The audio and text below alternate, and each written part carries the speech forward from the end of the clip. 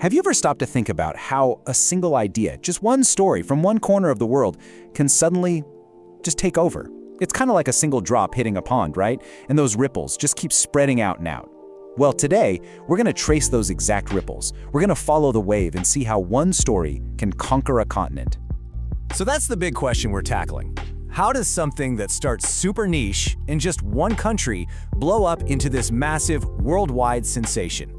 We're going to follow the incredible journey of one genre that did just that. It's a wild ride.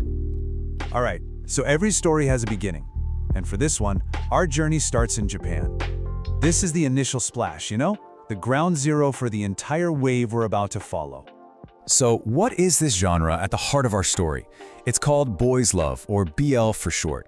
It's pretty straightforward, a category of fiction born in Japan that's all about romantic relationships between male characters. But trust me, its journey from there is anything but simple.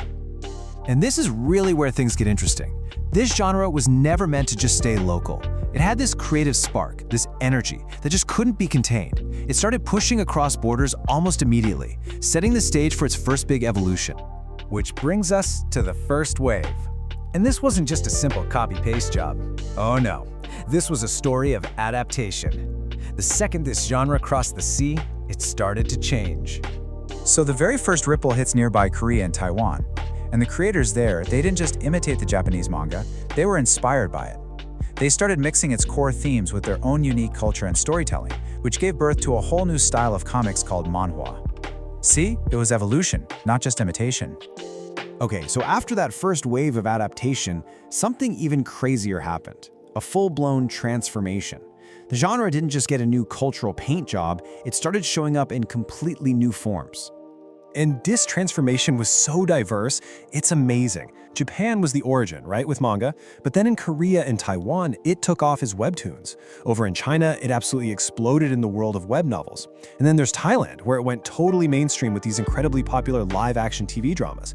Each culture found a new home, a new medium, to make this genre completely their own. And here's a really interesting wrinkle in the story. These changes, they weren't always just about being creative. In places like China and Thailand, creators sometimes had to tweak plots or themes just to fit in with local cultural expectations or even to navigate around specific regulations. It shows you a really practical side to how culture spreads and adapts. So we have these regional waves building up, but what was the game changer? What turned this into a global tidal wave? Well, it was one thing, the internet.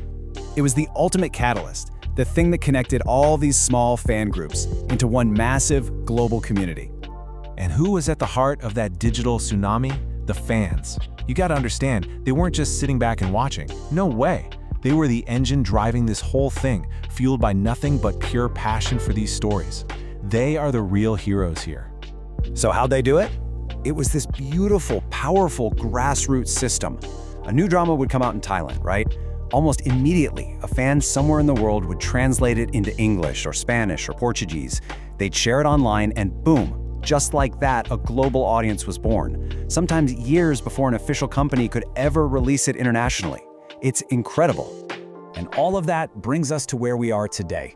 That single splash that started in Japan has now crossed every ocean, creating this massive, interconnected global fandom that's still growing every single day. So today's ecosystem is so much more than just the stories themselves. It's built on these huge pillars. We're talking massive online communities, huge international fan conventions, and now even official collaborations between production companies in different countries. It's become a complete global network. So, what's the big takeaway here?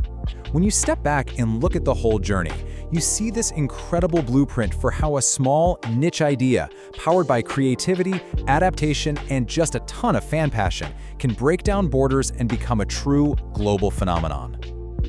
And that leaves us with one last big question to think about. I mean, if passionate fans can build an entire global market for a genre all on their own, what does that tell us about the future of how we all create, share, and consume stories across the world? It really makes you think, doesn't it? What an incredible story. If you found this as fascinating as I did, definitely make sure you subscribe for more explainers just like this one. And hey, if you learned something new, hit that like button. It really helps. And of course, I want to hear your thoughts, so drop them in the comments below.